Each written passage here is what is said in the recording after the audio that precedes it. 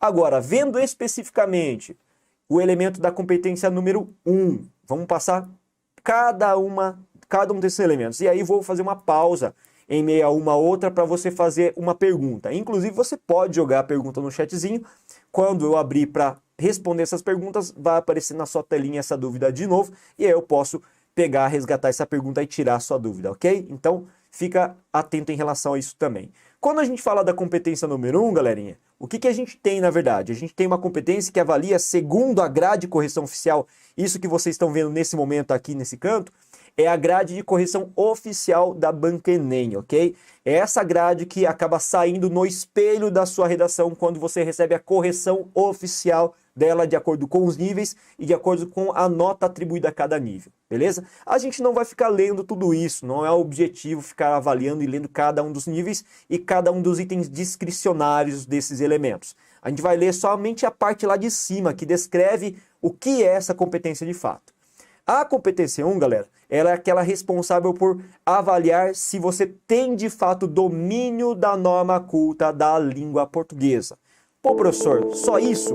Parece ser simples, mas não é tão simples assim.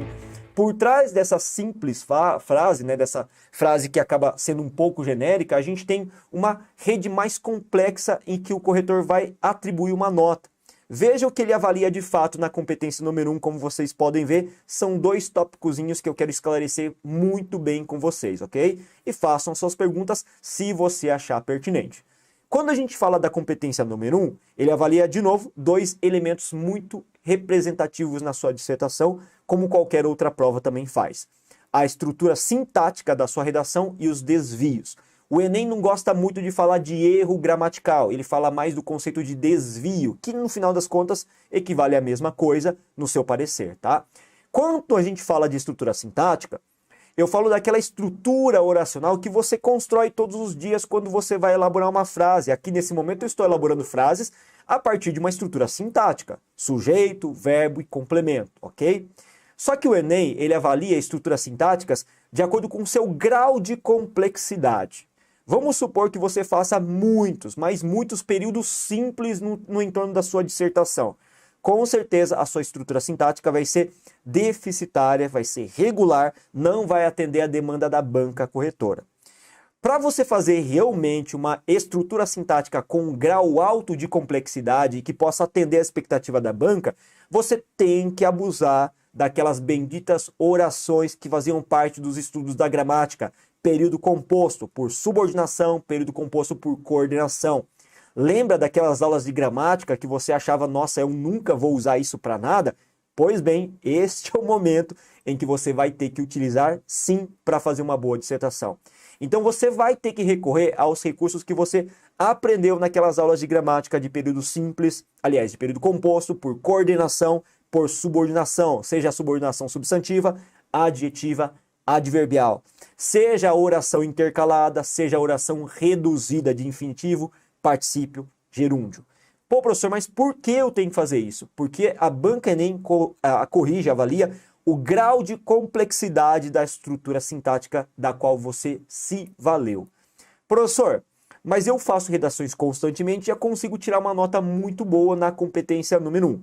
É claro que o hábito da escrita constantemente efetivado vai fazer com que naturalmente você use, sem pensar nos procedimentos sintáticos, use naturalmente estruturas complexas do ponto de vista linguístico, tá? Então você que de repente tira a nota competência 1, né, nota 160, que é o nível 4, e não consegue atingir o nível 5, talvez seja esse o problema. Falta melhorar o processo de construção das estruturas sintáticas, recrutando mais desses recursos de orações subordinadas e coordenadas. Não é fácil, mas você precisa fazer um estudo um pouco mais aprimorado e específico em relação a esse tipo de construção frásica, beleza?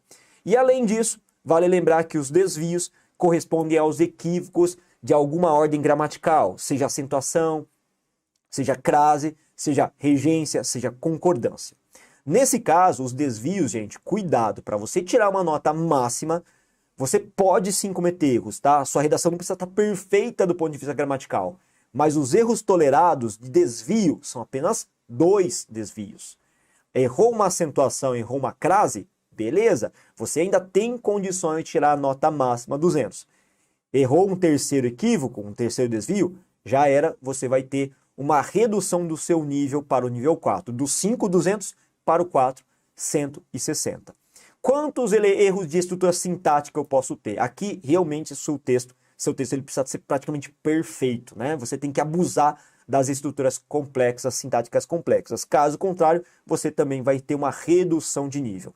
Veja que é por esse motivo que essa competência é um dos grandes fantasmas, um dos grandes monstros que assombram realmente o escritor da redação Enem, ok? Você precisa aprimorar o seu conhecimento gramatical, caso contrário, infelizmente, você não vai conseguir os seus tão sonhados 200 pontos nesta competência especificamente aqui, beleza?